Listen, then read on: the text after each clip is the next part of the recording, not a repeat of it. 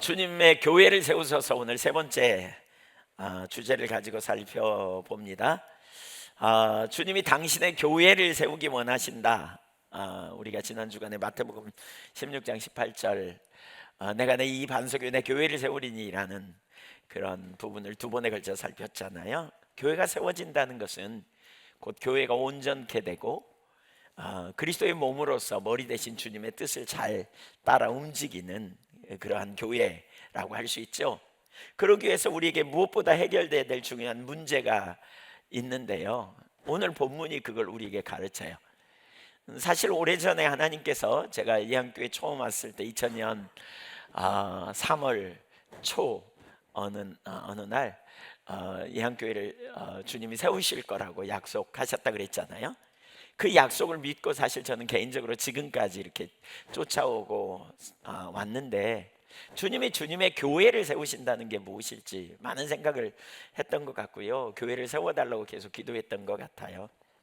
근데 교회를 세우는 데 있어서 정말 중요한 요소 중에 하나, 반드시 넘어가야 될 문제가 있어요. 그게 뭐냐면, 이제 그게 오늘 본문에서 우리가 살펴볼 영역이라는 것을 이렇게 최근에 깨달으면서, 또 어제 중보기도 하면서 이런 부분을 더 구체적으로 보여주셔서 확인되어져서 이 부분을 더 나누려고 합니다.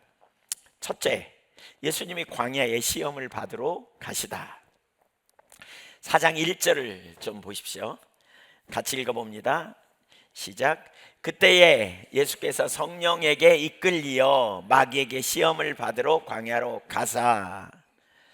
자, 우리가 그 이하의 내용을, 어떻게 시험 받는지 그 장면을 자세히 보기 전에 그 배경을 통해서 이렇게 오늘 이 말씀이 매우 중요하다는 것을 우리가 깨달을 수 있는데요, 우선 하나는 그때라는 단어를 보면 어느 시점을 얘기하거든요.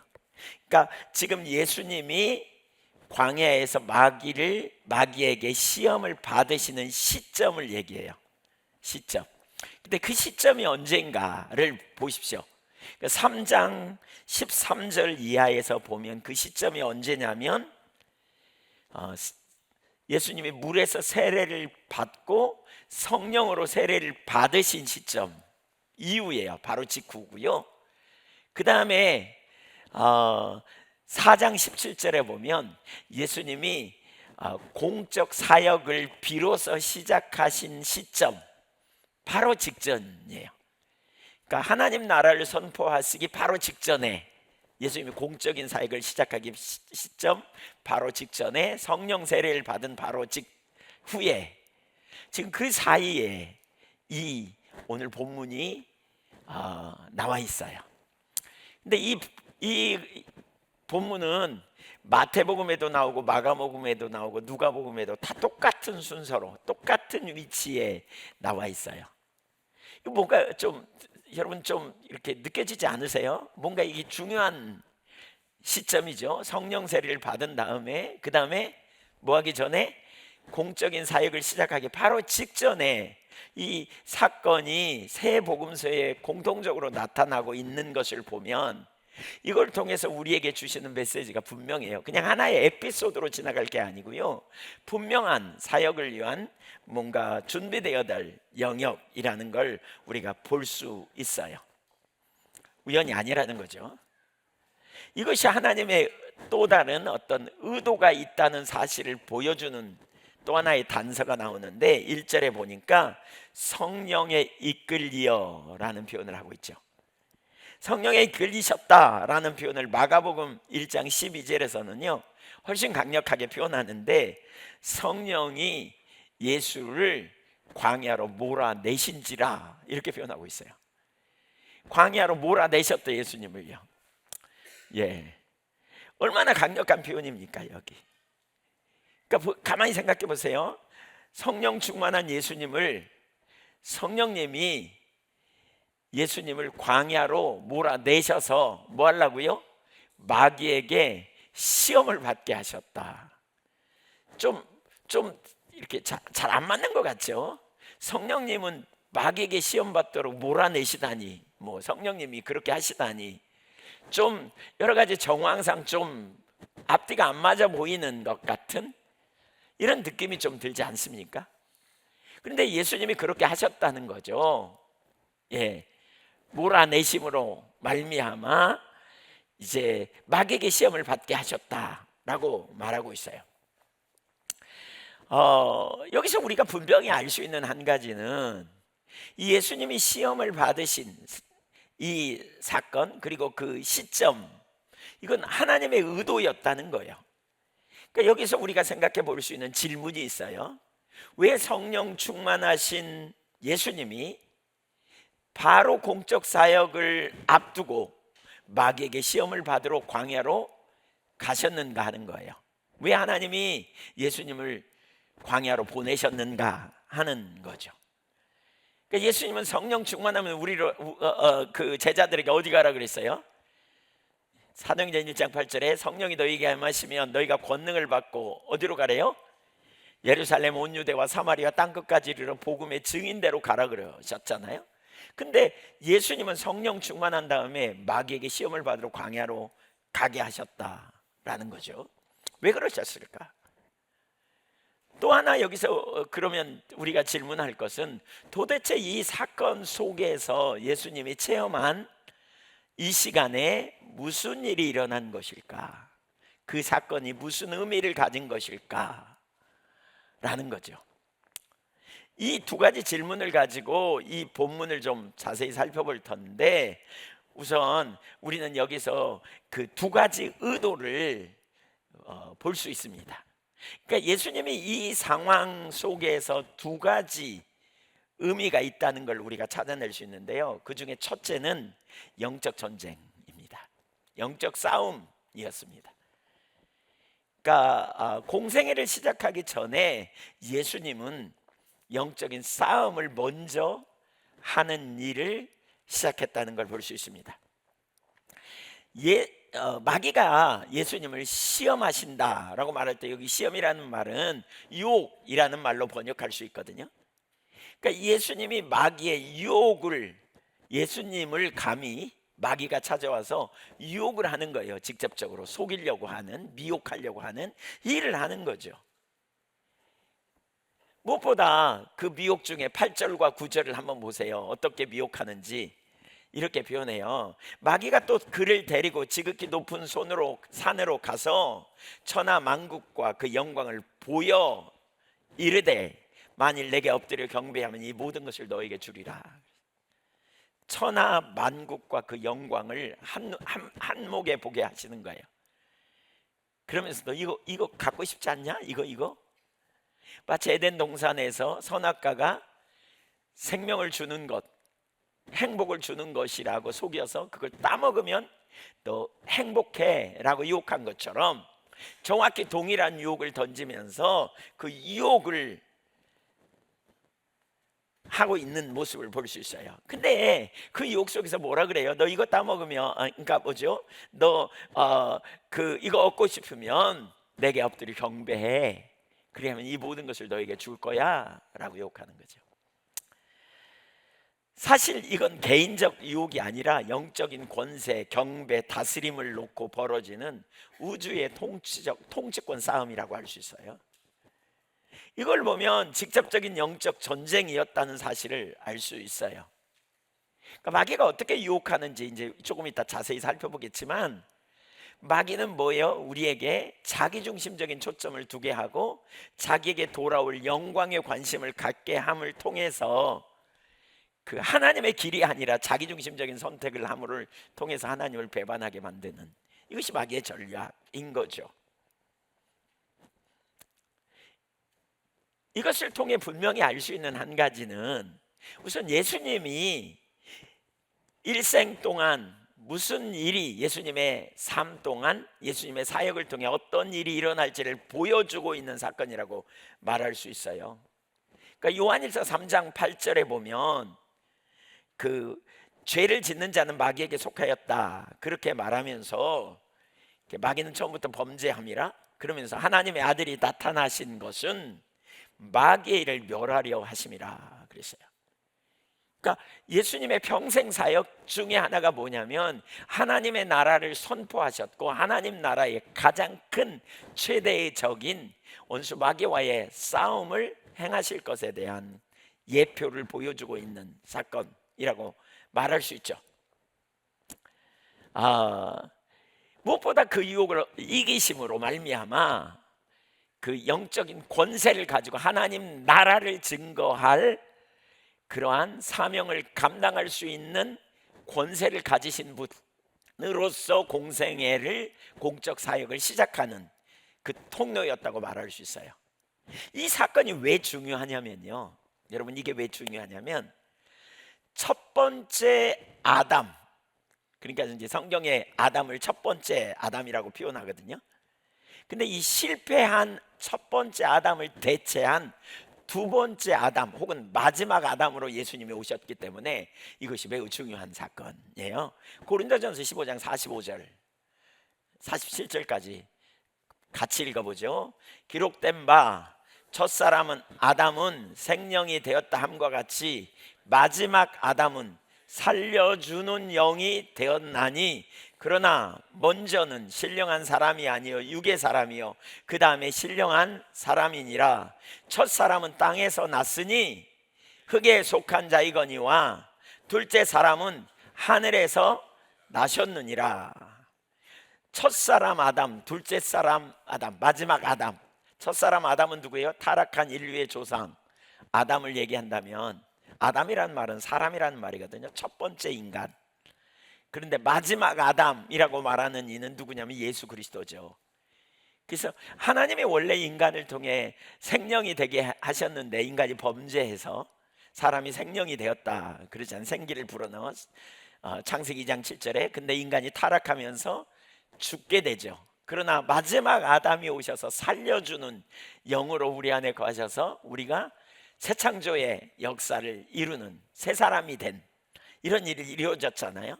그 첫사람 아담은 육의 사람, 그러나 마지막 아담이신 예수 그리스도는 신령한 사람. 첫사람은 땅에서 났고 흙에 속한 자라면 마지막 아담이신 둘째 사람 예수 그리스도는 하늘에서 나오신 분, 우리에게 영생을 주시는 분이다 라고 말하고 있죠. 그래서 마귀의 시험을 받으셨습니다. 첫사람 아담은 마귀의 시험을 받아 실패했습니다. 그러나 마지막 아담으로 오신 예수 그리스도는 동일한 시험을, 뒤에 보시면 알겠지만 동일한 시험을 받아 승리를 이루셨습니다. 첫사람 아담은 풍요로운 에덴 동산의 그 풍요로움 속에서 시험을 받아 실패했다면 마지막 아담이신 예수 그리스도는 40일 금식한 후에 줄이신 상황에서 시험을 받으셨고 그럼에도 불구하고 놀라운 승리를 이루셨던 것을 볼 수 있습니다. 이것을 통해 예수님은 영적 권세를 가지고 공적인 사역을 감당하게 되신 것이지요. 예수님이 공적 사역을 시작하기 전에 예수님이 그 원수 마귀와의 영적 싸움에서 놀라운 승리를 이루신 것, 이것을 우리에게 보여주고 있는 것이죠. 여기서 우리가 한 가지 생각해 볼 중요한 사실이 있어요. 뒤에 가면 더 자세히 나누겠지만 뭐예요? 그러니까 주님이 교회를 세우시고 우리를 통해 주님의 일을 성취하시려고 하실 때 무엇보다 우리 가운데 정말 중요한, 우리가 가져야 될 놀라운 그 알아야 될, 갖추어야 될 지식이 뭐냐면 복음의 가치예요. 하나님 나라의 가치를 아는 거예요. 하나님 나라가 얼마나 놀라운가, 하나님 나라가 얼마나 크고 완전한가를 아는 것이 정말 중요해요. 그러니까 이 하나님 나라의 가치를 놀랍게 아는 만큼 우리가 그 확신에 거하게 되죠. 하나님 나라의 가치를 알기 때문에 승리할 수 있는 거예요. 그리고 이 승리하는 삶을 선택한 경험이 있는 사람에게 나오는 메시지가 강력한 능력이 있는 거죠. 오늘 왜 교회 가운데 능력이 별로 없냐? 우리가 하나님의 말씀을 지적인 영역에서는 동의하지만 실제적인 삶의 영역에서 믿음의 선택을 하고 하나님 나라의 가치를 따라 우리의 삶을 조정하고 하나님의 길로 행하는 놀라운 능력을 우리가 실제적으로 살아가는 자리까지 가야 된다는 거죠. 이것이 얼마나 중요한지 몰라요. 바울 사도가 이런 표현을 하잖아요. 내가 복음을 부끄러워하지 아니한다. 왜냐하면 이 복음은 모든 믿는 자들에게 구원을 주시는, 놀라운 표현 아닙니까? 모든 믿는 자에게 구원을 주시는 하나님의 능력이 됨이라. 여기 능력이라는 말은 그 폭파하는 거잖아요. 두나미스, 다이나마이트라는 말이 거기서 나왔거든요. 강력한 능력, 삶을 변화시키고 회복시키는 강력한 능력이 있는. 그러니까 우리 자신을 돌아볼 필요가 있는 거예요. 여기 예수님이 공적 사역을 시작하기 직전에 마귀의 시험을 당하는 이 장면에서 우리가 이런 시험을 받는다면 어떤 일이 벌어질지 우리가 돌아봐야 되는데, 이 시험을, 이 유혹을 단호히 물리치고 승리할 수 있기 위해서 뭐가 예수님에게 있었던가를 생각해 본다면, 예수님은 하나님 나라에 대한 가치, 하나님 나라의 능력을 분명히 알았던 거죠. 오늘 우리가요, 교회가 세워지기 위해서 우리에게 진짜 중요한 게 있어요. 그게 뭐냐면 복음의 능력을 아는 거예요. 복음의 가치를 우리가 분명히 인식하는 것이 얼마나 중요한지 몰라요. 그런 생각을 참 많이 해봅니다. 제가 다른 사람을 바라볼 때 때로는 안타까움을 참 많이 마음에 느끼거든요. 그 느껴지는 이유가 뭐냐면 하나님 나라의 관점으로 볼 때 저렇게 가면 안 되는데, 이런 생각이 참 들어요. 예수 안 믿는 사람들을 바라보면 마음이 안타까움을 가지고 긍휼의 마음이 제게 부어지는 이유 중에 하나는 이런 걸 생각해 보면 너무 안타까운 거죠. 왜? 성경에 요한복음 16장 8절에 보면 죄가 뭐라 그랬어요? 저들이 나를 믿지 않는 게 죄라 그랬어요. 그래서 나를 믿지 않는 자는 심판을 받았다, 나를 믿는 자는 영생을 얻었다, 이렇게 표현하고 있는 거죠. 이게 복음이 우리에게 분명히 가르치는 바 아니에요? 우리가 이 복음의 가치를 한다면, 이 복음의 능력을 안다면, 복음이 정말 얼마나 놀라운 영역인지 우리가 안다면, 여러분 가만히 생각해 보세요. 좀 자극적인 표현을 해볼까요? 여러분의 자녀들이 교회 안 나오고 집에 그냥 가만히 있어도 내버려 두고, 신앙생활 안 해도 그냥 내버려 두고 방치되는 그런 일을 여러분 하고 있다면, 여러분 진짜 복음을 진짜로 믿는 사람인지 돌아볼 필요가 있는 거죠. 그 가치를 진짜로 아는지. 우리가 진짜 하나님의 나라와 하나님의 능력을 안다면, 근데 이 가치를 분명히 알지 못하면 원수의 공격 앞에 우리는 완전히 무력하게 우리는 넘어질 수밖에 없다는 거죠. 공생애를 시작하기 전에 여러분 예수님의 말씀을 뭐라 그랬어요? 권세 있는 새의 교훈이로다. 마가복음 1장 21절에 보면 예수님이 그 가버나움 회당에서 복음을 전할 때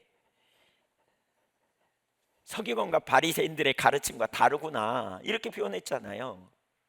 오늘 우리가 교회가 세워지고 우리가 하나님의 백성으로서 주님의 일을 감당해 내기 위하여 우리가 있다면, 우리가 진짜 내가 믿는 복음이 진리이고 생명이고 능력인지, 내가 믿는 하나님이 정말 생생한 진리이고 그분의 말씀이 우리 가운데 영원한 능력과 정말 강력한 능력이 있는지 우리가 돌아볼 필요가 있는 거죠.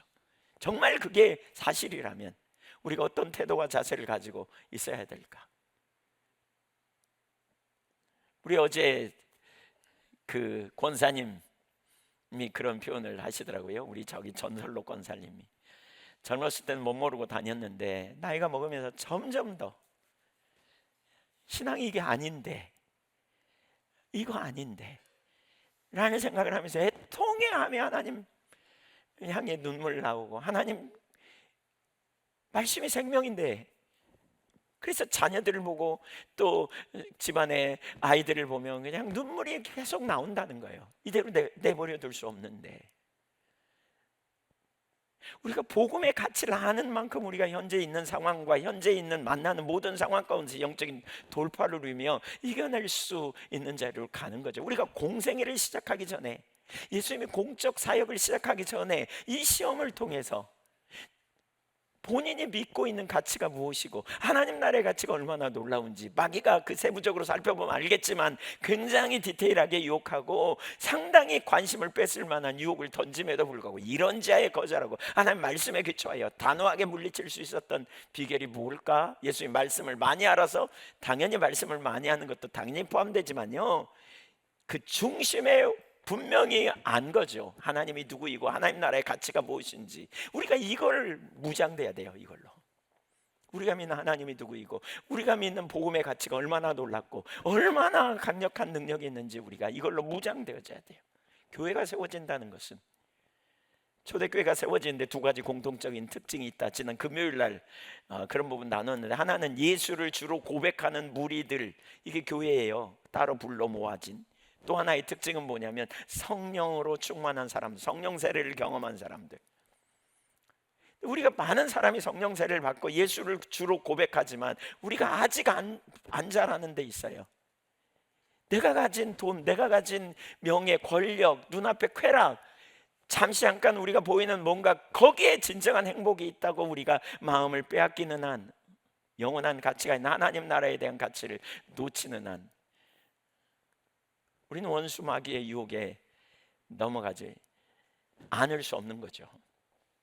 더 가치 있는 것, 가장 사랑스럽고 가장 소중한 주 예수보다 더 귀한 것은 없네 라고 찬양하지만, 진짜 주 예수 안에 있는 그 가치와 능력을 우리가 알 수 있다면 얼마나 담대할 수 있을까라는 거예요. 우리가 왜 능력이 없는가? 복음의 확신이 부족해서. 내가 복음을 부끄러워하지 않는다. 우리가 다른 사람한테 복음을 전하는 것이 그들이 볼 때는 어리석은 짓 같지만 내가 알기에는 생명인데, 그들이 보기에는 엉뚱한 것 같지만 내가 볼 때는 이게 생명인데, 그 가치를 알기 때문에 우리는 거기에 전부를 거는 거 아니겠어요? 우리가 이 영역에서 자라가지 않으면 원수 마귀의 공격에 어떻게 승리할 수 있겠느냐는 거죠. 우리가 주의 일을 위해, 주의 나라를 위해 주님의 머리 대신 교회를 세우셔서, 당신의 몸된 교회를 세우셔서 주님의 일을 감당할 때 세상의 유혹이 파도처럼 우리 가운데 들어오면 우리가 이런 영역에 분명하지 않으면 그냥 쓰러져 버릴 수밖에 없다는 사실인 거죠. 두 번째로 여기서 볼 수 있는 또 한 가지는 영적 성숙을 위한 훈련의 개념으로 이해해야 합니다. 사실 예수님은 훈련이 필요한 분이 아니시죠. 참 하나님이시기 때문에, 그러나 동시에 참 인간으로 오셨습니다. 그래서 시험 당하심으로 모든 인간에게 시험이 있음을 친히 보여주시는 거죠. 예수님은 완전한 하나님이십니다. 그러나 동시에 완전한 인간으로 오셨습니다. 그래서 철저하게 성령에 의한 삶을 사셨고, 그래서 철저하게 주님은 하나님을 의존하기 위해서 얼마나 많이 기도를 힘쓰셨는지를 우리에게 보여줍니다. 완전한 인간으로 오신 예수님, 그건 뭘 의미해요? 무력해요. 연약함이 있어요. 능력이 없다고요. 동일한 시험을 받았어요, 아담처럼. 그러나 예수님은 이기고 승리하셨어요. 이걸 통해 무슨 일이 이루어진가요? 히브리서 4장 15절에 우리에게 있는 대제사장은 우리의 연약함을 동정하지 못하실 리가 아니다. 반드시 동정하신다. 왜? 모든 일에 우리와 똑같이 시험을 받으신 분이시기 때문에. 그러나 죄가 없어요. 이기셨어요. 그래서 우리가 어떤 시험이 올 때 때를 따라 돕는 은혜를 주시고, 시험 당할 쯤에 피할 길을 우리에게 내어주시는 주님이시죠. 능 이기게 하시는. 5장 8절에 보면 아들이시면서도 받으신 고난으로 순종함을 배워서 온전하게 되었다. 본래 온전하신 게 아니고요, 완전한 인간으로 오셔서 고난 속에서 순종을 배웠다는 거예요. 고난의 순간은 우리가 A를 택할 수도 있고 B를 택할 수도 있어요. 갈라디아서 5장 16절 이하에 보면 그 택함을 뭐라 그래요? 육체의 소욕을 택할 것인가, 성령을 택할 것인가를 이야기하죠. 그 고난 속에서 하나님의 길, 성령의 길을 선택해서 순종을 배우게 되었다는 거예요. 점점 자라갔다는 거예요. 예수님이 우리의 삶과 사역과 신앙의 모델로서 이 땅에서 영적인 성숙을 위하여 훈련되고 준비되는 과정 속에 있으셨다라고 표현하는 거죠. 수많은 위기와 어려움과 문제 속에서, 이런 시험 속에서 육체의 소욕을 따라가면 마귀의 유혹이 그렇게 달콤할 수가 없는 거죠. 왜? 마귀는 우리의 본능을 너무너무 잘 알아요. 그래서 그 본능적인 것에 자꾸 유혹을 던지기 때문에 거기에 끌려가는 거 아주 쉬운 일이에요. 그러나 반면에 성령을 쫓아 행함으로 말미암아 하나님의 길을 따를 때 하나님이 뒷받침하시고 하나님이 능력으로 함께 하시고 결국 하나님 안에 생명이 있다는 사실을 발견하면서 영적인 성숙을 이루는 자리로 주님이 우리를 이끌어 가신다는 거예요. 그래서 순종함을 배워서 온전하게 되셨다. 온전하게 되셨다. 히브리서 5장 9절에 온전하게 되셨다. 성숙을 이루셨다. 텔레이오이라는 표현인데, 예. 그래서 순종하는 모든 자에게 영원한 구원의 근원이 되셨다. 우리를 구원하시고, 보세요 여러분, 성자 예수님을 생각해 보세요. 예수 그리스도 육신을 입고 오셨잖아요. 하나님이신데 완전한 인간으로 오셨어요. 완전한 인간으로 우리와 똑같은. 근데 하나님을 아셨고 연약한 가운데 진리를 따라 선택했고, 그래서 점점 하나님을 아는 데서 자라가고 인격적인 성숙이 일어나고 진리 가운데 행하고 하나님께 온전한 순종을 이루는 둘째 아담으로 오셔서 우리의 완전한 모범이 되심. 어떻게 사는 것이 올바른지, 어떻게 가는 것이 올바른지를 우리에게 보여줌. 이걸 보여준 거죠. 그래서 예수님은 우리의 모델이 되세요. 요한복음 13장 15절에 이런 표현이 있거든요. 한번 읽어보면 좋겠습니다. 시작. 내가 너희에게 행한 것 같이 너희도 행하게 하려 하여 본을 보였노라. 예수님에게만 있는 일이 아니고요, 제자인 우리, 주님을 따르기로 작정한 우리, 주님의 일에 동역자로 부름받은 우리도 교회 가운데 이런 시험으로 인도하셔서 또 개인에게도 승리하고 영적 돌파를 이루어내도록 성숙되도록 연단하신다는 사실을 기억할 필요가 있는 것이지요. 우리를 성숙시키는, 특별히 성숙에 관련된 부분은 이 부분 전에 많이 다뤘기 때문에 자세히 다루지는 않겠지만, 그러니까 우리가 주님의 사역을 감당하기, 공적인 사역을 감당하게 하시려고 주님께서 우리를 교회를 세워가시는 과정 중에 반드시 뭘 하신다? 바로 이렇게 하나님을 알고 영적으로 성숙되어져서 믿음의 사람으로 반응하는 실제적인 삶으로 우리를 빚어가시고 연단하신다는 사실을 염두에 둬야 돼요. 에베소서 2장 1절부터 10절까지 보면 개인에 대한 이야기거든요.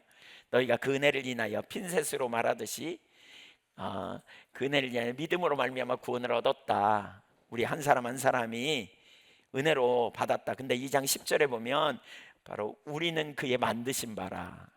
그러니까 한 사람 한 사람을, 개인을 하나님의 작품으로 빚어가신다는 의미예요. 근데 11절부터 22절까지는 교회 공동체를 향해 주시는 메시지예요. 교회 공동체를 하나님이 빚어가신다. 22절에 특별히 보면 교회도 또한 함께 지어져 간다. 하나님이 거하시는 성전이 되게 하기 위하여 함께 빚어가신다라는 표현을 하거든요. 함께 빚어가세요. 성전 되기 위해서. 그러니까 교회가 빚어져 가는 일을 하는 거죠. 개인적으로 빚어지는 것도 쉽지 않은데 교회를 빚으신다? 이거 정말 어려울 것 같지 않나요? 근데 우리가 어떻게 하나 될 수 있어요? 하나 된 비결이 뭐냐면 아까 복음의 가치를 알고 우리가 영적으로 진리를 따라 선택하신 예수님처럼 우리가 순종하여 온전한 길로 이르는 그 자리로 가는 거예요. 무엇이 진리냐? 육체의 소욕을 따라가지 않고 진리를 따라갈 때 승리하게 되는 거죠.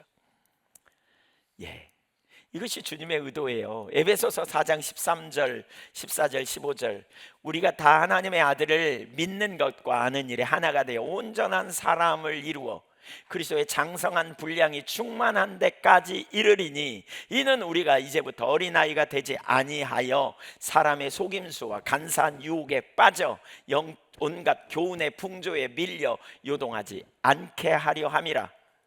오직 사랑 안에서 참된 것을 하여 범사에 그에게까지 자랄지라. 이 성숙이에요. 완전한 자로 세우기 원하는. 그리스도에게까지. 그래서 그리스도의 뜻을 온전히 담아내는 교회로 주님이 세우기 원하시는, 골로새서 1장 28절에서 골로새서 1장 28절에서 바울 사도가 그런 표현을 하죠. 그 교회를 세우되 어떻게 세우기 원하느냐면, 우리가 그를 전파한다. 이게 뭐예요? 전도한다는 거예요. 전도해요. 여러분, 누군가를 전도하면, 그래서 교회 오면 그걸로 끝이라고 생각하면 안 돼요. 여러분의 자녀들 교회에다 데려다 놓으면 끝이라고 생각하면 안 돼요. 그러면 얼마 지나서 다 잊어버려요. 인격적인 주님을 만나고 제자가 되도록 이끌어야 돼요. 바울이 지금 그 얘기하는 거예요. 우리가 그를 전파하여 각 사람을 권한데 적극적으로 이끄는 거예요. 그 다음에 모든 지혜로 각 사람을 가르침은 이 제자 훈련인 거예요. 제자 훈련. 사실 여러분, 우리가 주님을 아는, 복음의 능력을 알고 하나님의 사람으로서 그래서 준비되고 훈련되는 게 되게 중요해요. 왜? 그리스도 안에서 완전한 자로 세우기 원하여, 영적 성숙을 위하여 주님이 우리를 빚어가기 원하십니다. 예. 마귀가 두루 삼킬 자를 찾는다 그랬잖아요. 그러므로 우리가 마귀가 뭘 가지고 지금 공격하는지를 보십시오. 뭘 가지고 어떻게 공격하는지. 그런 영역에서 우리가 이렇게 탁월해야 된다는 거죠. 더 이상 공격받지 않도록. 그게 뭐예요? 이제 더 구체적으로 살펴보겠지만 그 내용 하나하나가 이제 그런 영역에서 우리가 벗어나서 하나님을 알고 진리에 동의하여 승리하는 삶으로 우리가 자꾸 서야 돼요. 왜? 제가 팔복 얘기했잖아요. 우리 팔복 좀 살펴봤잖아요. 팔복의 가장 일복은 뭐예요? 심령의 가난함. 심령의 가난함이 뭔 줄 아시죠, 여러분? 심령의 가난함 이런 거예요. 내가 심각하구나, 이걸 깨닫는 거예요.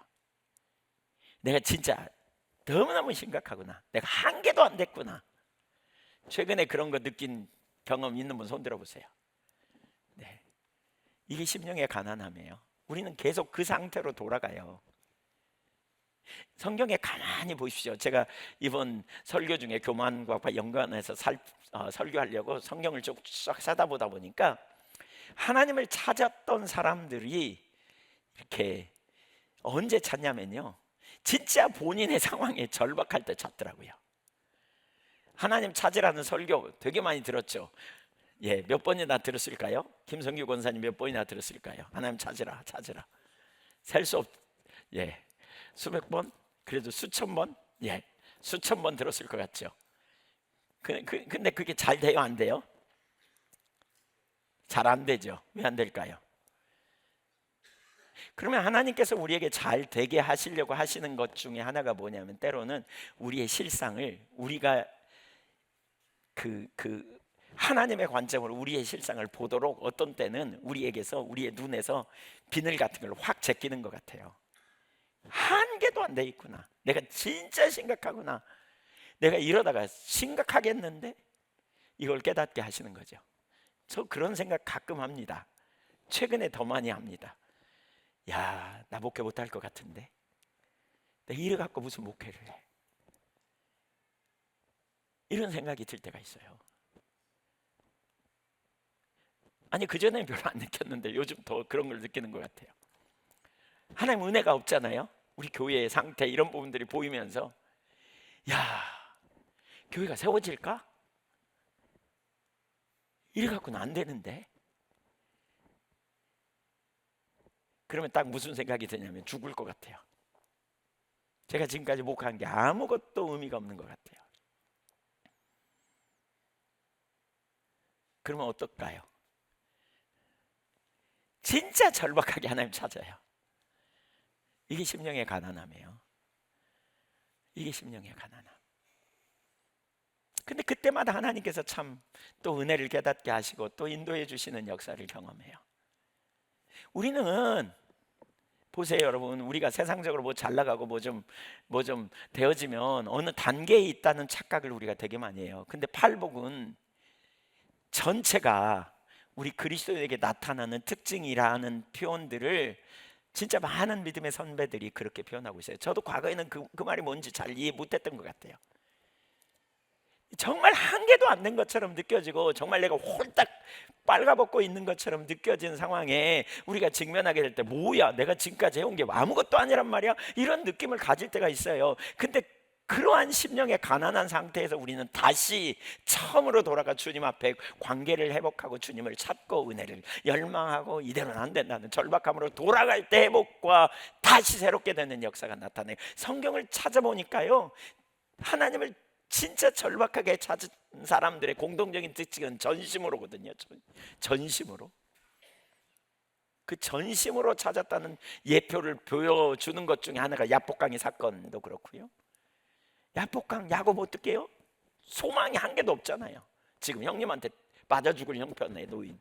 그러니까 주님 안 하시면 아무것도 안 될 것 같으니까 전심으로 주님이 축복하지 않으면 못 보냅니다 그러고 들째 붙잖아요.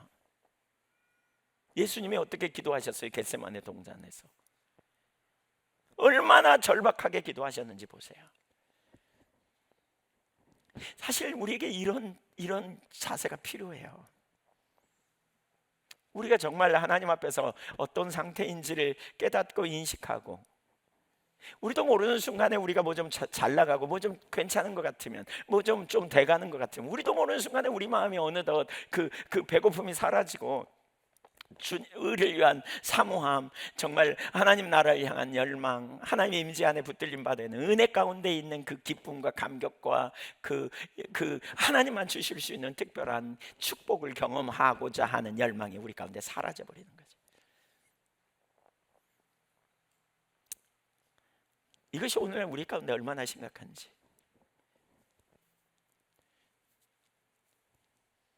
겸손하십시다. 아멘. 겸손하십시다. 두 번째, 우리가 극복해야 될 시험의 내용이 뭐냐? 내용. 그러면 구체적인 내용을 이제 살펴볼 텐데요.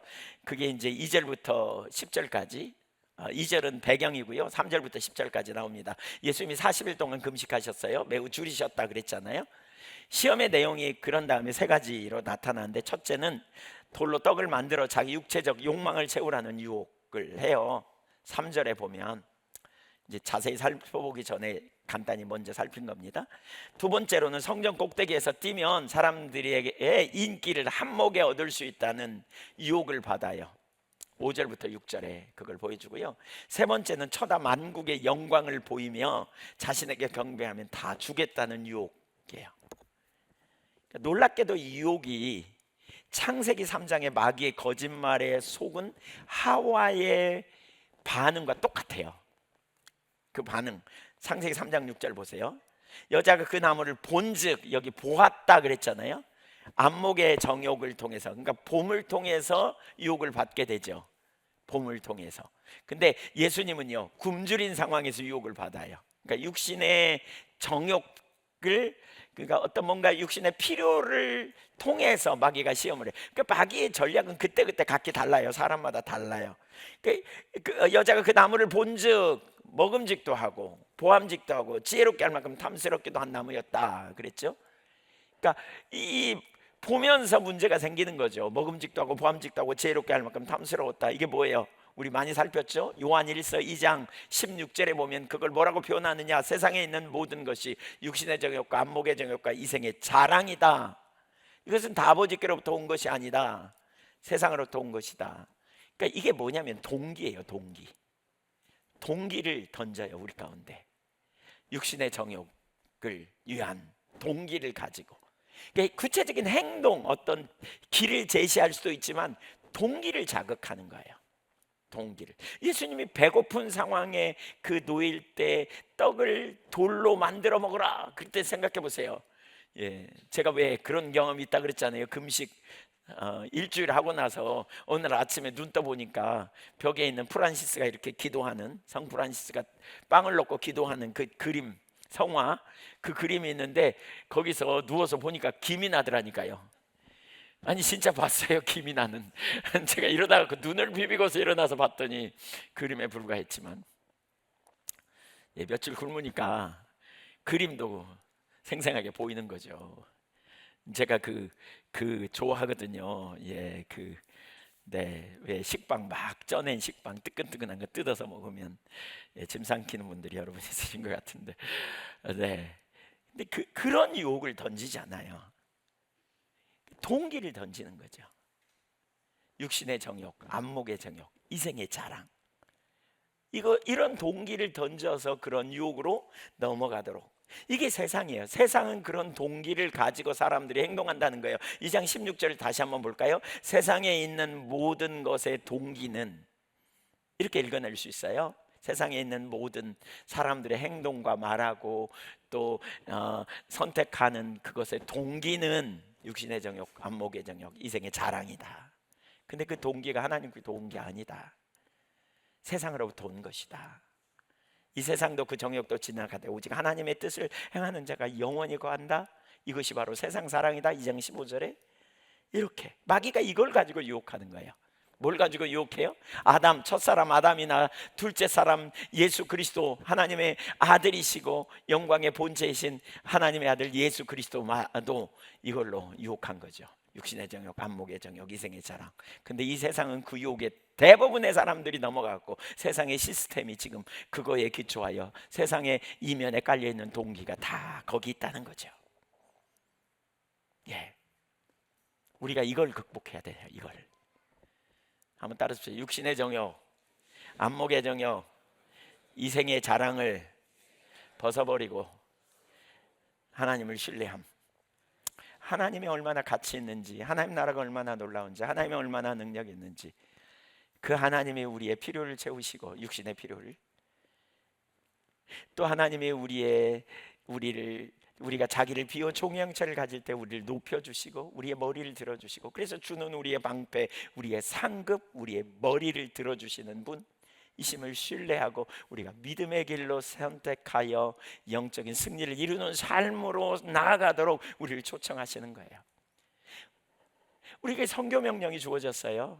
우리 복음을 전하는 일 하는 거죠. 그래서 선교사로도 가고 국내에서도 우리가 이런 사역에 우리가 집중하죠. 또 우리에게 문화 명령이 주어졌어요. 그래서 우리는 각자의 삶의 현장에서 일해요. 여러분의 삶의 현장에서 일할 때 우리가 육신의 정욕, 안목의 정욕, 이생의 자랑을 위해 일하는 게 아니고 그 삶의 현장에서 하나님 나라의 문화를 실현하고 하나님 나라의 영광을 이루기 위한 동기를 가지고 그 일을 하는 자리로 가야 한다는 거예요. 이게 분명하게 구분되고 이게 분명하게 보여져서 구분되어져서 우리가 서야 한다는 거예요.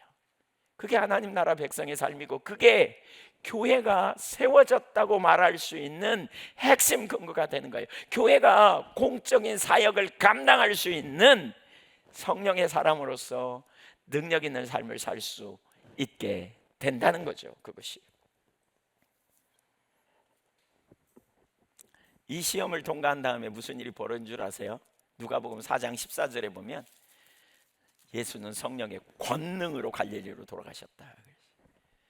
여러분, 우리가 성령님께 주도권을 드리고 순종하면 순종할수록 성령님으로 우리가 더 능력 있는 삶을 살 수 있어요. 본래 성령 충만했던 예수님, 성령의 음성을 듣고 따라가지 않고 육신의 정욕을 따라갔다면, 안목의 정욕, 이생의 자랑을 위해 추구해 선택했다면 성령 충만함 다 쏟아버리고 빈털터리로 가게 됐을 거예요. 오늘날 교회 가운데 성령의 충만함을 굉장히 사모하고 하나님의 은혜로 우리에게 성령 충만한 은혜를 부으셔도 금방 나가는 순간 육신의 정욕, 안목의 정욕, 이생의 자랑을 선택해 가면서 와그르르 쏟아져 버리는 거죠.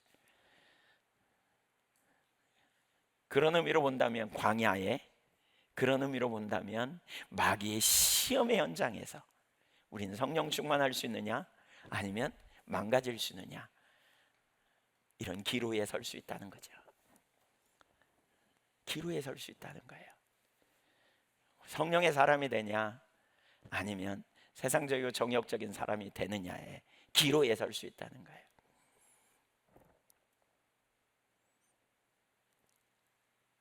그러기 위해서 뭐가 다뤄져야 되냐면 육신의 정욕, 안목의 정욕, 이생의 자랑이 다뤄져야 돼요. 저희 아들 저기 앉아 있는데 아들 얘기해서 좀 죄송하지만 지난번에 영성 캠프, 작년인가 영성 캠프라고 엄청 은혜를 받은 모양이에요. 학부모로 참석해서. 그리고 그렇게 살아보려고 결심했는데 며칠 만에 다 쏟아버렸다고. 이렇게 은혜 받지만 이내 쏟아버리는 이유가 뭐냐면, 그런 선택의 순간에 우리는 육신의 정, 안목의 정, 이생의 자랑으로 우리가 세상이 그렇게 돌아가니까요, 거기를 거슬러 가는 게 정말 쉽지 않죠. 한편으로 쉽지 않은 상황이지요. 그래서 우리가 뭐예요? 하나님 나라의 가치를 더 깊이 알아야 되는 거죠. 우리가 영적인 성숙이 필요한 거죠. 그것이 얼마나 놀라운 은혜인지, 얼마나 놀라운 축복인지. 지금 저는 이것이 우리에게 큰 과제로 주어진, 주님의 교회를 세우시는 데 있어서 우리에게 큰 과제를 지금 던지고 있는 메시지라고 보여요. 큰 과제, 우리가 반드시 넘어서야 될, 반드시 돌파해야 될, 반드시 우리가 이기고 승리해야 될 그러한 자리로 우리를 초청하고 계시는 메시지라고 보여요.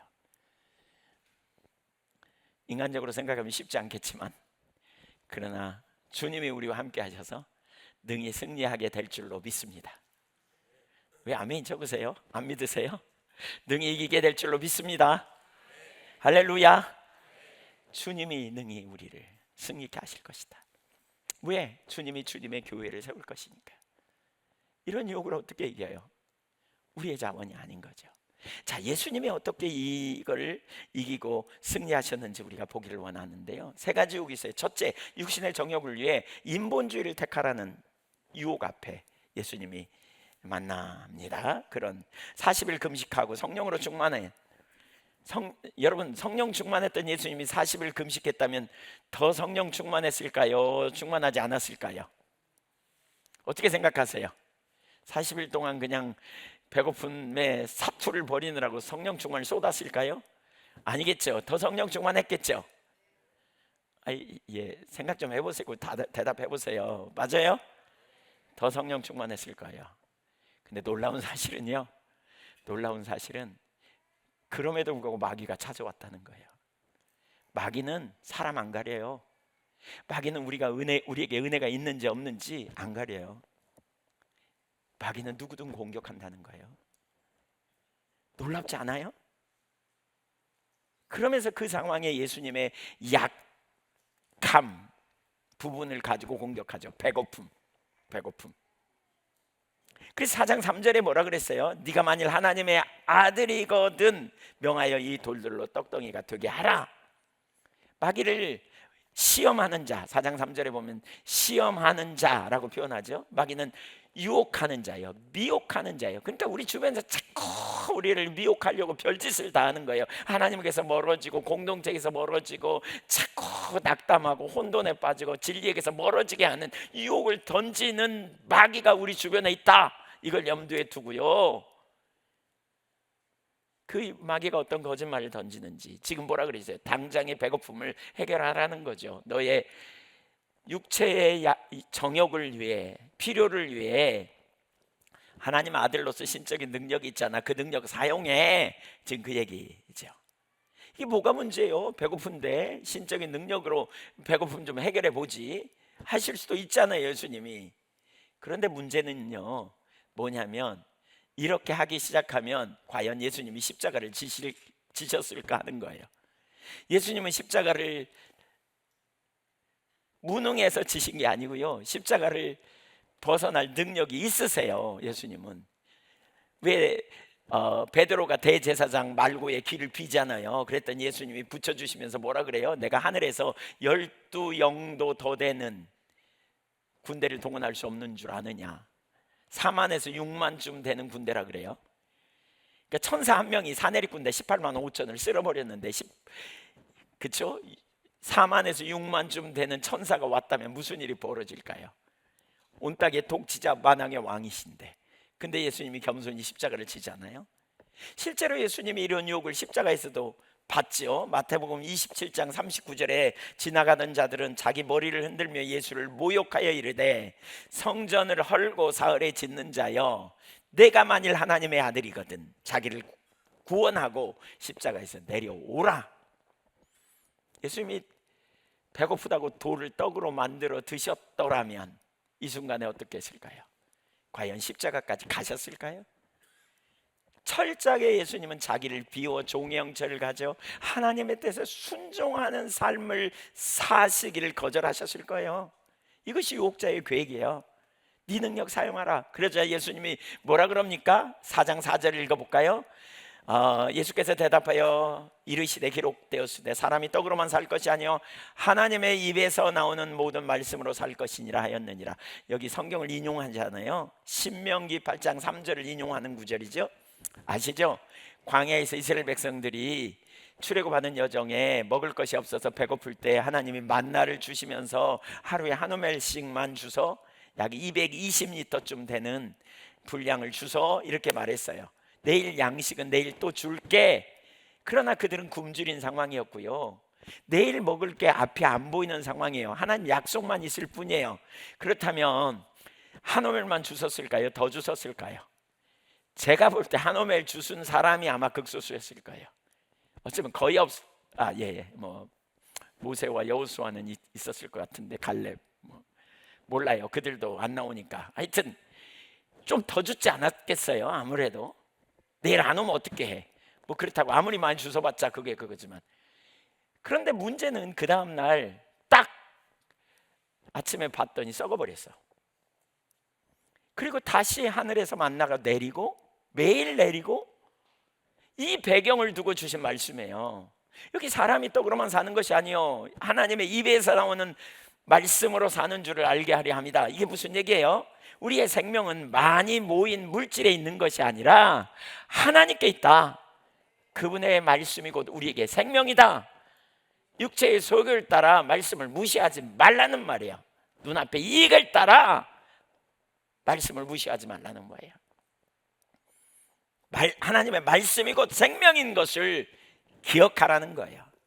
그 말씀이 곧 생명. 우리가 이 땅에 사는 동안 기억해야 될 사실이에요. 우리는 우리 스스로 앞날을 책임지려는 의식을 갖죠. 예수님 믿고 의지한다고 하면서도 막상 어떤 상황이 되면 그분의 인도하심을 구하여 나가기보다 적당히 타협하고 인간적인 방법으로 필요를 채우려고 한다는 거잖아요. 우리 오남이 장로님이 그런 표현을 저한테 하셨어요. 사업하다 보니까 돈이 보인다는 거죠. 그러다 보니까 뭐예요? 막 해요. 막. 근데 인본주의가 쓰고 올라온다는 거죠. 인본주의가. 막 그랬더니 하나님이 딱 조교를 붙여놔가지고 아들 우리 6.13 전산을 붙여놔가지고 80%는 진리고 20% 거짓말하면 진리냐고 거짓말이냐고 엄마한테 들이대면서 꼼짝 못하게 하는. 근데 그럼에도 불구하고 몇 건 하신 것 같죠? 그 전에. 그런데 그렇게 한 게 다 허당이 돼버렸다고. 아무것도 안 되고 오히려 손해나는 일이 됐다고. 썩어버린 거죠. 썩어진 만나처럼. 그걸 통해 가르치시면 얼마나 놀라운 은혜입니까? 은혜죠? 예, 네. 정작 본인은 아멘 안 하시는데 은혜입니까? 네, 아멘. 예, 우리가 주님의 말씀에, 그러니까 인간적인 방법으로 채우려고 하는 본능을 우리가 갖잖아요. 당장 눈앞의 필요를 채우기 위해 영적인 가치, 하나님의 길을 포기한다면요, 매일 주시는 만나를 신뢰하기보다 몽땅 얻기 위해 거짓말하고 인간적인 수단으로 그것을 채우려 한다면 그것은 망하는 길이라는 사실을 기억해야 돼요. 그렇게 되면 절대로 주님의 말씀에 순종할 수 없어요. 누구를 믿는지 생각해 봐야 돼요.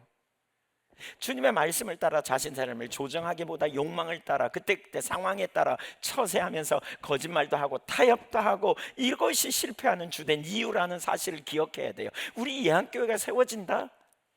우리 모든 한 사람 한 사람이 그런 자리에서 철저하게 주의 길을 따르기로 작정하고 주님을 의지하는, 주님을 신뢰하는, 말씀이 생명인 것을 알고 따라가는 자리에 가야 하는 것이죠. 유혹하는 자가 예수님을 줄이신 상황에서 유혹했던 것처럼 우리에게도 어떤 급박한 상황이 오면 이런 유혹을 던집니다. 인간적인 방법이 필요해. 너 지금 너 눈 한 번만 딱 감어.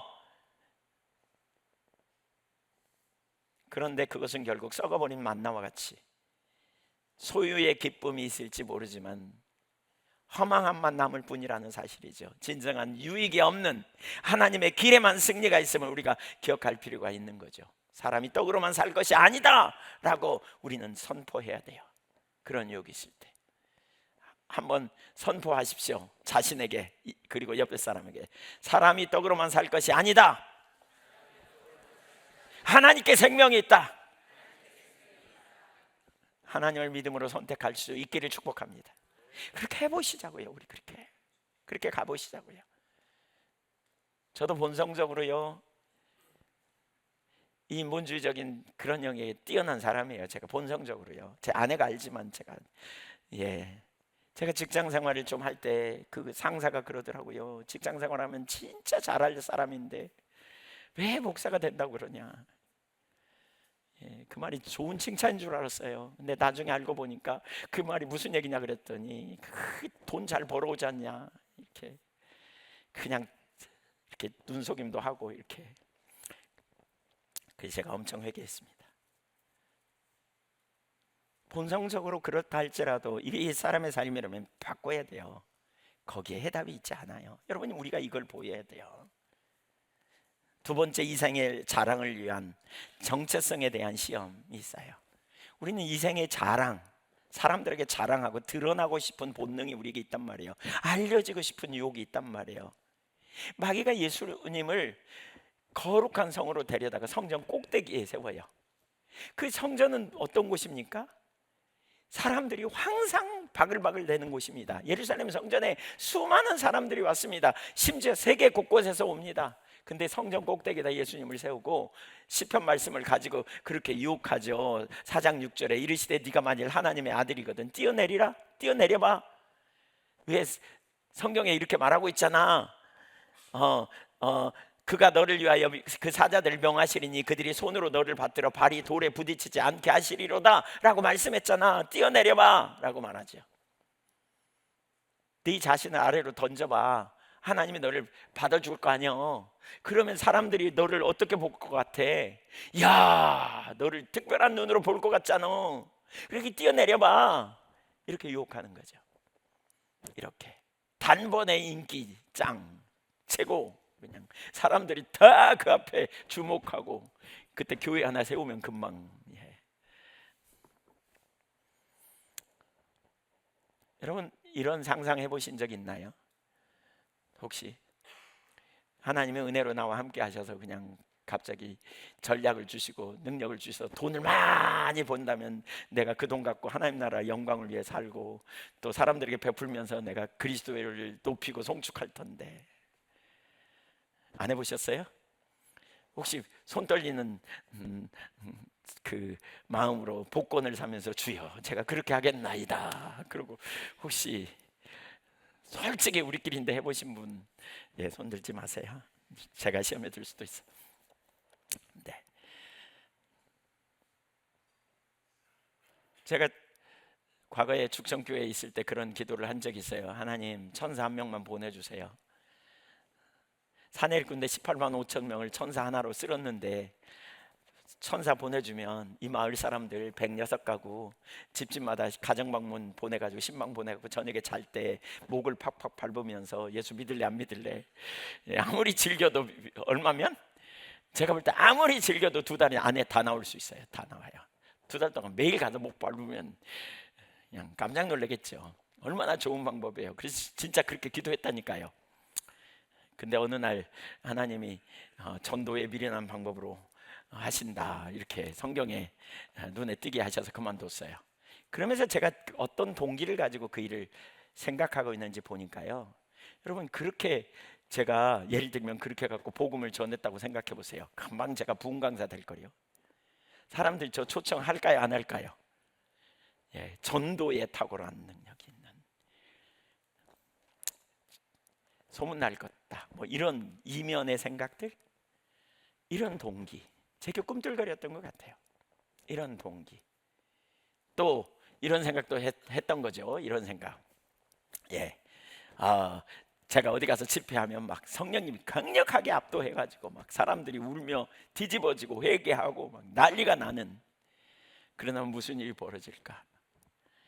근데 어쩌다가 한 번만 그런 게 아니고 매번 그냥 모든 교회에 이런 일이 일어나면 무슨 일이 벌어질까? 와, 그러면 그냥 내 이름이 미디어의 메인에 떠오르고 막 세계적인 뭐 이런. 어떤 동기로? 우리 안에 자기를 세우고자 하는 이러한 동기가 우리 속에 있거든요. 근데 교묘하게 포장돼요. 그래서 주님의 영광을 위해 살겠다는 거죠. 예. 그런 유혹을 마귀가 우리에게 던질 수 있다는 거예요. 네가 만일 하나님의 아들이거든, 너 하나님의 아들이거든, 너 이렇게 해봐. 하나님의 아들이요? 너 하나님의 아들이요? 그럼 너 능력 나타내봐. 너 하나님의 아들인데. 특별히 여기서 눈여겨볼게, 마귀가 유혹하는 그 성경 인용에 거짓말을 넣거든요. 91편 11절 12절을 보면 그가 너를 위하여, 그러니까 여기서 그는 하나님이고요, 너는 누구냐면 주님과 일생 동안 주님을 경외함으로 동행하는 사람을 말해요. 그가 주님을 경외하는, 하나님이 경외하며 동행하는 사람을 위해 그의 천사들을 명령하셔서 내 모든 길에서 라는 표현이 있죠. 그러면 그 말은 일생 동안 넘어지지 않게 하리라. 그러면서 12절에 그들이 손으로 너를 붙들어 발이 돌에 부딪히지 않게 하리라. 근데 이 구절에서 6글자를 빼버렸어요. 네 모든 길에서, 이걸 쏙 빼버리고 마귀가 인용하는 거예요. 마귀도 성경 구절을 가지고 왜곡시키는 거죠. 그러니까 이게 이단이 하는 짓이고요. 여러분, 우리가 영적인 분별력이 좋아져야 될 진짜 중요한 이유가 여기 있는 거죠. 그래서 마귀는 유혹해요. 네가 하나님의 아들이거든, 이렇게, 심지어 성경까지 들먹거리면서. 근데 이런 공격을 받으면 우리는 조급해지고 이런 기도도 하고, 그러나 하나님은 그렇게 하지 않으시잖아요. 마귀가 이런 유혹을 우리에게 던지는 거예요. 여러분 혹시 그런 상상을 했다면 완전히 내리세요. 하나님 그렇게 하시지 않아요. 때로 하나님의 원수를 통해서 그러니까 때로 하나님이 아니라 원수는 우리를 공격하죠. 불화살을 쏘아대서 의심의 불화살, 낙심의 불화살. 그래서 하나님의 자녀로서의 정체성을 혼돈케 해요. 네가 하나님의 아들인데 엉뚱한 상상을 하고 엉뚱한 기도를 하게 되고, 그리고 그런 기도가 응답되지 않으면 속으로 하나님이 나를 안 사랑하는가 이런 의심에 불지피게 하고 사랑받는 자가 아닌 것처럼 만들어버려서 순식간에 하나님부터 멀어지게 하는.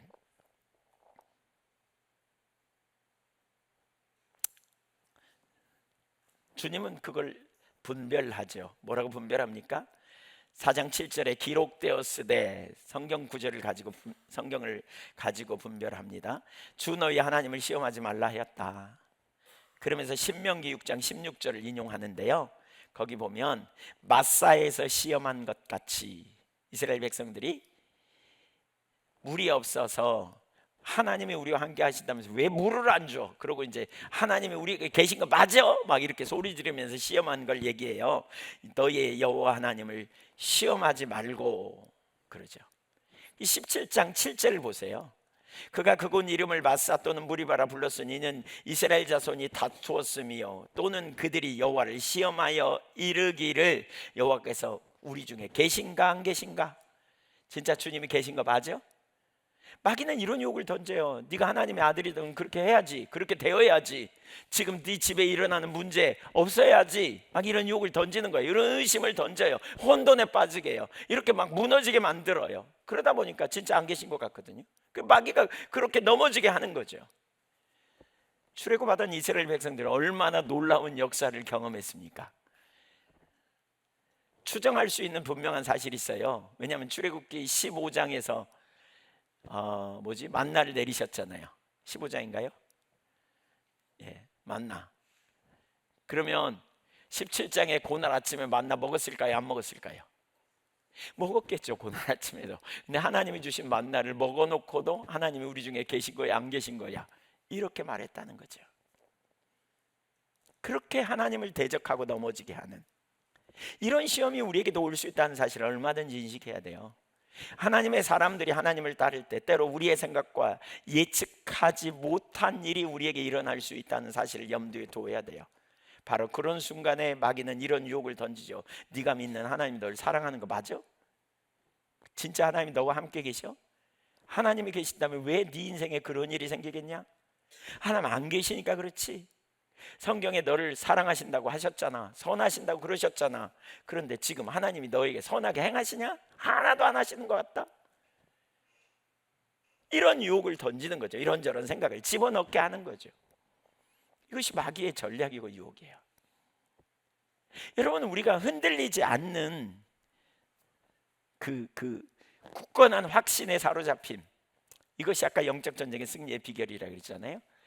그래서 우리의 승리의 비결은 환경에 있는 게 아니고, 굳건한 확신은 환경에 두면 안 돼요. 우리의 승리의 확신은 믿음에 두셔야 돼요. 믿음. 그 믿음의 근거가 세 가지 얘기했죠. 하나님의 성품을 생각해 보라는 거죠. 하나님이 신실하신 분, 전능하시고 전지하신 분, 우리를 다 아신다는 거예요. 그리고 그 하나님은 뭐예요? 우리에게 행하신 일을 근거로 우리는 믿음을 갖는 거예요. 하나님이 행하신 일이 뭐예요? 로마서 5장 8절에 우리가 아직 죄인 되었을 때 그리스도께서 우리를 위하여 죽으심으로 우리에게 대한 자기의 사랑을 확증하셨다 그랬죠. 이게 우리의 믿음의 근거가 되는 거예요. 누가 뭐라 그래도 십자가를 생각해 보니 하나님이 나를 얼마나 사랑하는지 내가 분명히 알아. 이 믿음으로 우리가 이겨내는 거죠.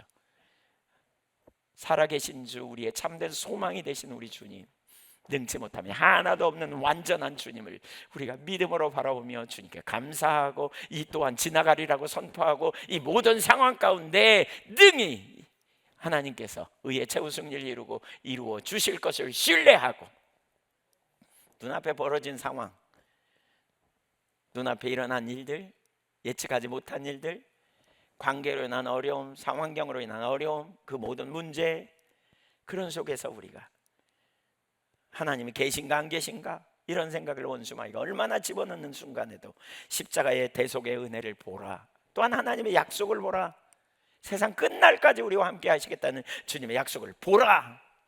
자기 중심으로 돌아가면요, 우린 자기를 변호하는데 되게 익숙하죠.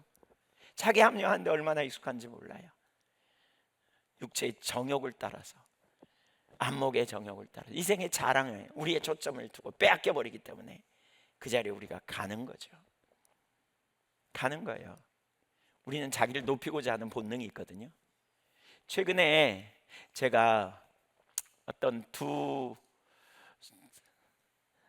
싸움하는 그 중심에 제가 이렇게 하나님께서 저에게 그런 마음을 주셔서 화해하고자 하는, 뭐 제 아내에게도 그런 마음을 주시기도 하고, 그래서 화해시키고자 하는 이런 자리에 제가 서게 됐어요. 그래서 여기도 얘기해보고 여기도 얘기해보니까 이게 쉽지 않아요. 왜? 싸울 때는 다 누가 옳다 그러는 거예요. 자기가 옳다 그러는 거예요. 그러니까 자기 주장만 해요. 자기 주장만, 이쪽에서도 하고 이쪽에서도 하고. 근데 이게 더 나가면요, 진짜 심각한 상황까지 가요. 법정 다툼까지 막 갔거든요. 더 나가면 진짜 심각한 상황이에요. 그래서 제가 이쪽에 얘기도 듣고 저쪽에 얘기도 듣고, 근데 다 자기 얘기하는 거예요. 한참 들어주다가 제가 그랬어요. 그래서 어떻게 계속 해볼 거냐고, 계속 해볼 거냐고. 우리의 초점을 어디에 둬야 이게 멈춰져요? 우리의 머리를 들어주시는 분, 전지하신 분, 전능하신 분, 다 하시는 하나님 앞에 멈추는 거예요, 내가. 그리고 내가 좀 손해보고 내가 바보처럼 보이고 내가 좀 미련해 보여도 하나님 앞에 어떤 시점에 멈추는 자리에 가야 되지 않겠느냐고. 제가 막 그런 식으로 얘기하니까 전화를 끊었다가 다시 했다가 막 이렇게. 쉽지 않은 상황이지만 여러분, 그렇게 안 되면 불가능해요. 하나 되게 하심을 힘써 지키라 그랬어요. 교회도 마찬가지죠. 교회 안에서 우리가 하나 될 수 있는 비결이 뭐예요? 성령의 하나 되게 하심을 지키라. 뭐예요? 우리가 믿는 하나님을 신뢰하지 못하면 절대로 불가능한 거죠. 왜 이런 노래 있잖아요. 내가 먼저 손 내밀지 못하고, 또 그 다음에 어떻게 하죠? 내가 먼저 잘 모르세요? 내가 먼저 사랑하지 못하고 뭐 이런. 근데 그거 틀렸어요. 그러면 안 돼요. 우리는 이제 따라서 보세요. 진리에 동의합시다. 우리가 먼저 손을 내밀고, 우리가 먼저 나가고, 우리가 먼저 넘어서고. 바보처럼 보일 수도 있어요, 사람에게. 괜찮아요. 주님이 하시면 돼요. 그리고 주님이 결국 우리의 머리를 들어주시는 분이시거든요. 이게 우리의 믿음이죠. 이게 영적 전쟁에 승리하는, 이게 능력 있는 삶을 살아가는 성도의 삶이에요. 이게 하나님 나라 백성의 삶인 것이죠. 마귀는 정체성을 공격해요. 정말 하나님이 나를 사랑하실까? 그때마다 믿음으로 선포하십시오. 하나님이 나를 위하여 독생자를 아끼지 아니하셨다. 나는 그분의 자녀다. 마지막 세 번째, 안목의 정욕을 통한 명예에 대한 그 정욕을 통하여서 그 동기를 자극하여 명예에 대한 시험과 승리를 가져올 수 있다는 거죠. 4장 8절 보세요. 같이 봅니다. 마귀가 또 그를 데리고 지극히 높은 산으로 가서 천하 만국과 그 영광을 보여. 천하 만국의 영광을 보여줘요. 안목의 정욕을 자극하는 거죠. 그러면서 뭐라 그래요? 온 천하의 영광을 단번에 얻을 수 있어. 얻을 수 있는 길이 있어. 그게 뭐냐면 너 나한테 절해. 9절에 보면 내게 엎드려 경배하면 이 모든 것을 내게 주리라.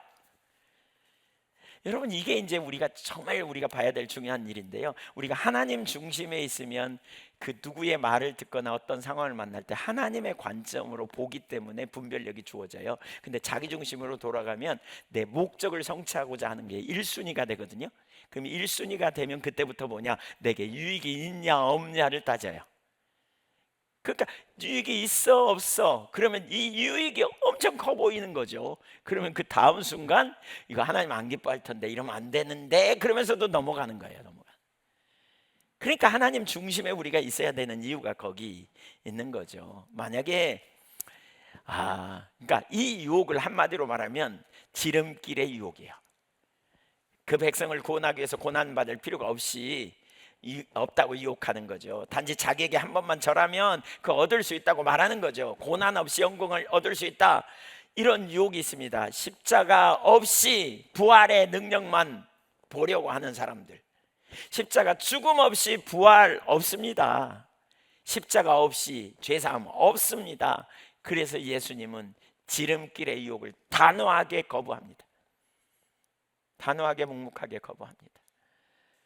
그는 하나님의 길에만, 하나님의 인도하심에만 근본적인 승리가 있다는 사실을 분명히 아셨어요. 그래서 마태복음 4장 10절을 읽어볼까요? 시작. 이에 예수께서 말씀하시되 사탄아 물러가라, 기록되었으되 주 너희 하나님께 경배하고 다만 그를 섬기라. 왜 사탄이에요? 왜 사탄? 하나님의 일을 대적하는 자, 그렇죠? 하나님을 경배하는 데서 멀어지게 하는 육체의 유혹, 하나님을 시험하는 유혹이었다면 이 유혹은 하나님의 구속사역, 하나님의 비전을 막으려는 시도. 그래서 사탄아 물러나라 강력하게 선포하죠.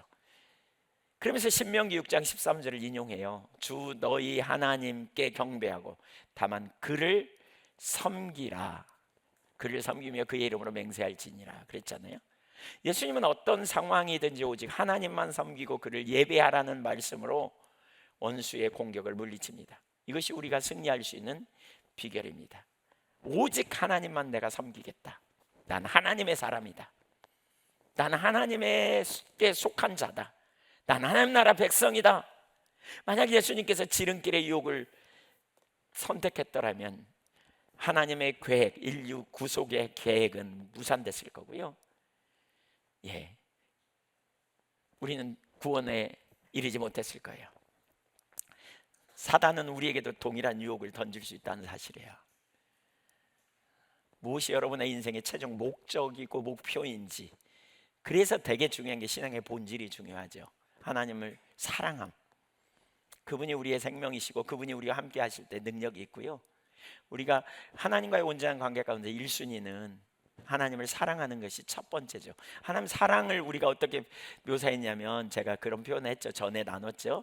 첫 번째가 뭐라고요? 가장 가치 있는 분으로 하나님을 선택하는 거고, 두 번째는 그 하나님을 열렬히 사랑하는 거고, 세 번째는 그분의 목적에 우리의 삶을 드리는 것. 이게 하나님 사랑하는 거라 그랬어요. 예수님이 우리를 위하여 그렇게 하신 것처럼. 그 유혹에 넘어가면 어떻게 됐을까? 만약에 바울 사도가 그 유혹에 넘어갔더라면 정말 죽을 고생하면서 전도하러 다녔을까요? 절대로 안 했을걸요.